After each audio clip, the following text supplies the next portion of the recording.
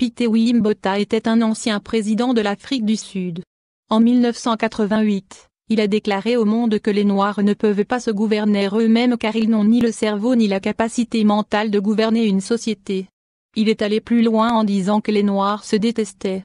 Il a dit, donnez-leur des fusils, ils se tueraient, donnez-leur le pouvoir, ils vont voler tout l'argent du gouvernement, donnez-leur l'indépendance, ils l'utiliseront pour promouvoir le tribalisme, l'ethnie, le fanatisme, la haine, les meurtres et les guerres.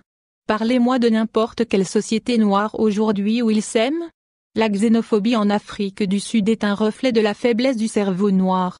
Ils se détestent, ils sont jaloux les uns des autres, ils s'entretuent de manière aveugle, ils ne peuvent pas penser au-delà des considérations tribales, les Noirs ne savent pas pourquoi l'Afrique a même été divisée par les Européens. La xénophobie vous dit que le cerveau noir est construit négativement. Les Indiens ne se tuent pas, peu importe d'où ils viennent, les Chinois ne s'entretuent pas, peu importe ce qu'ils font ensemble. Les Asiatiques ne s'entretuent pas.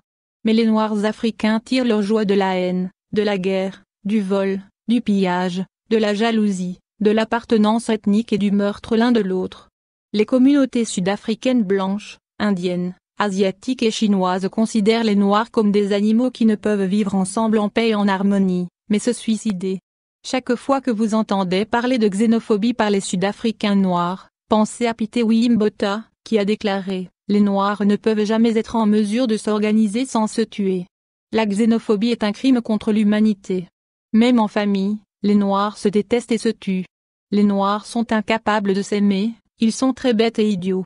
Les vendent leurs propres frères aux étrangers pour quelques billets d'argent et cela se voit au plus haut sommet des États des pays d'Afrique. Ouattara a vendu les Ivoiriens aux colons pilleurs des ressources minières stratégiques, Blaise Compaoré a vendu Thomas Sankara et le Burkina aux colons imposteurs. Observez le Gabon, le Congo, le Cameroun avec Kamto enchaîné et humilié, le Zaïre et Setora.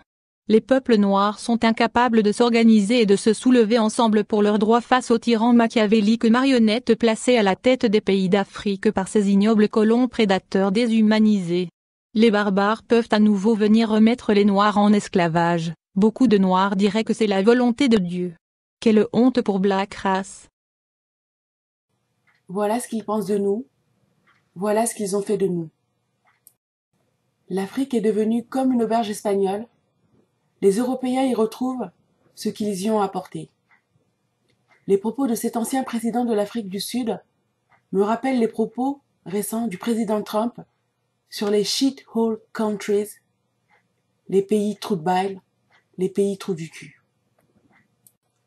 C'est eux qui ont causé toute cette désorganisation, cette division, cet individualisme, cet égoïsme, cette violence, pour mieux asseoir leur domination sur nous.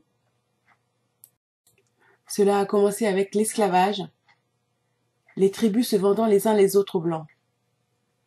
Cela s'est poursuivi avec la colonisation et le découpage de l'Afrique, qui a enfermé dans les mêmes frontières étatiques des tribus qui s'étaient trahies pendant l'esclavage. Remettre sur nous la responsabilité des maux qu'ils nous ont apportés est un moyen très commode de se dédouaner à bon compte. Rien d'étonnant, car les criminels n'avouent jamais leurs méfaits. Mais l'histoire est en marche. Elle les a déjà condamnés et, tôt ou tard, ils devront payer pour tout ce mal qu'ils nous ont fait. Pour l'heure, dans nos nations meurtries, les violences intra-africaines éclatent sporadiquement et trop souvent. L'année dernière en Afrique du Sud et en ce moment au Cameroun, entre les francophones et les anglophones. Il nous appartiendra à nous, qui avons grandi en diaspora, en Europe, en Amérique ou ailleurs, de guérir ces blessures, car du fait de notre exil, nous avons un regard plus distancié, moins passionné sur ces questions ethniques ou tribales. Le jour vient, et il est proche, où l'Afrique aura besoin de tous ses enfants pour se reconstruire, et ceux de la dispersion auront un rôle capital à jouer. Il faut le savoir, et il faut s'y préparer. Si ces thématiques identitaires, centrées sur la communauté noire vous intéressent, abonnez-vous à ma chaîne, partagez mes vidéos, mettez des pouces pour en augmenter la visibilité et appuyez sur la cloche de notification pour être informé de la publication de mes nouvelles vidéos. Merci.